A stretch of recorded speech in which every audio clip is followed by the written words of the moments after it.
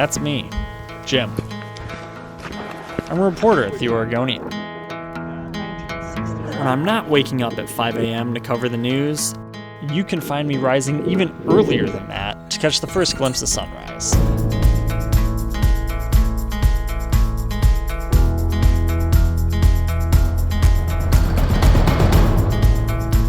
Or you may see me on a snowy summit, attempting a formidable rock face, paddling down rivers, following along the way.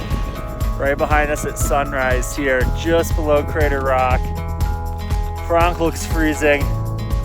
I look freezing. I love playing outside, and I'm constantly in search of what makes life here so sweet. Join me each month as I bring you along. This is Peak Northwest.